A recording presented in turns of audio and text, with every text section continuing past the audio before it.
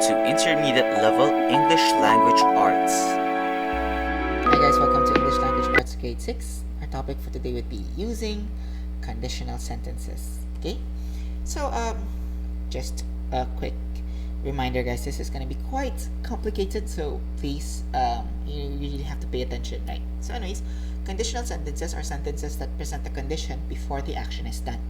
Okay, they also tell whether the writer thinks the stated result is possible, real, or impossible, unreal, or contrary to the fact. Okay, so it is a combination of two clauses, an independent and a dependent clause. Okay, so just to give a very quick background as well of what are clauses. Again, clauses are a group of words that they have a subject and a predicate, but they do not give a complete thought. Okay, these are clauses. Okay, so anyways, conditional sentences, right, there we go. They would like to state, or they'd like to show, they like to tell that the result is possible or impossible, or sometimes you present some condition before the action is done, something that has to be completed first, or something that has to be done first before this other action is done. Okay, so there are rules in follow when you're creating or using conditional sentences. See, like I said, they are combined by two clauses. The first one, the dependent clause, is an if clause. Okay, so these are statements that start with if. So the first rule is when a present condition, a present unreal condition expressed. So something that is present and it's not real. It's a condition that is not real.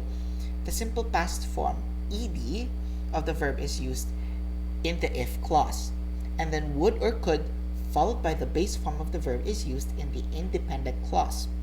So here we have examples. In A, if the scavenger had his own junk shop, okay, he would have more income. So this is something that shows a condition that it's not real.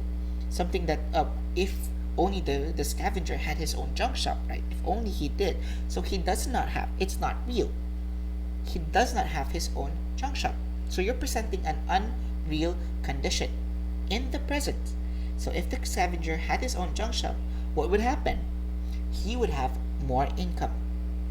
Next, if she gathered all the plastic materials, she would earn money from them. So here again, it's an action that's unreal. It's something that's not real. It's a condition that's not real. She did not gather all the plastic materials. So what this statement is saying, that is, if she did it, if she gathered all the plastic materials, what would happen? She would earn money from them. Next, if the community recycled their garbage, then they would have a cleaner place to live in. So here again, another condition that's not real. The community did not recycle their garbage, right? So if they did that, if ever they did that, okay, then they would have a cleaner place to live. All right. Now this rule has a follow-up. Okay. Now sometimes you could also go with the if clause is a be verb, right? If you'd like to use a be verb, make sure that the verb that you're going to be using, this be verb, is only were. Doesn't matter what the subject is, the be verb is going to be were. And then of course the same thing, the independent clause would be would plus the base form of the verb. Example, if I were the animal. If I were the animal, but you were not the animal, right? You were not the animal. So if I were the animal, I would not stay in the zoo. Okay. Next, if he were a Philippine eagle, he would build his nest on top of a mountain. If she were a magical creature, she would make all her surroundings glow. Same thing, it's a present unreal condition. But except that, in this case, guys, right, you're using a be verb, and this be verb is were.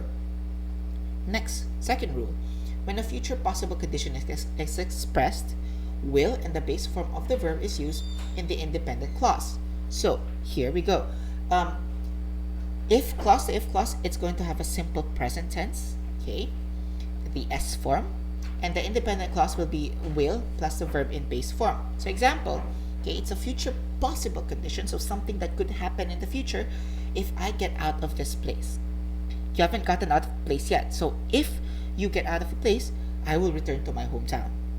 that's going to happen in the future. If it was possible, or if it was something that was, if it's something that happens in the future, something that would happen in the future, then this is what's going to happen. So if I get out of this place, I will return to my hometown. Another one, if they visit us, so they didn't visit you yet. Okay, if they would do that in the future, so if they visit us, what would happen? I will prepare something for them. Now this is the format that you have to follow for future possible condition. And the third rule, okay, this is the present real condition. Okay, so if a present condition, real condition is expressed, the base form of the verb is used in the if clause, and the base form of the verb is also used in the independent clause. Or it's not basically just the base form, it's actually the simple present tense form. Example, if you work well, you stay on the job. It's a present real condition. Why? Because you're telling that this is something that could be possibly happening in the future, in the present. Sorry, it's a real condition in the present. So if you work well, if you do that, what would happen? You stay on the job. That is that it's also important that the independent clause is an imperative clause. It's an imperative sentence. So you're giving a command here. So you stay on the job. Next, if Carl calls today, tell me at once. Here this time you are commanding the person to with this conditional statement. So on the first one, you are not actually giving a command, rather you're stating what's going to happen. But in the second one, you are going to give them a command. And this is also doable with conditional sentences, right? So letter B, if Carl calls today, so if this is done in the present, so today, if that was done today in the present, what would you do? Tell me at once. Okay, so these are your different rules that you have to follow when you're using conditional sentences. Again, this is also known as the if statements, right? So it's combined by an independent and a dependent clause, and the dependent clause is an if clause. So again, conditional statements, right, or conditional sentences, there is a condition that has to be followed first before this happens, or this has to be met first before this other action is done. Okay, and that pretty much ends our topic for using conditional sentences.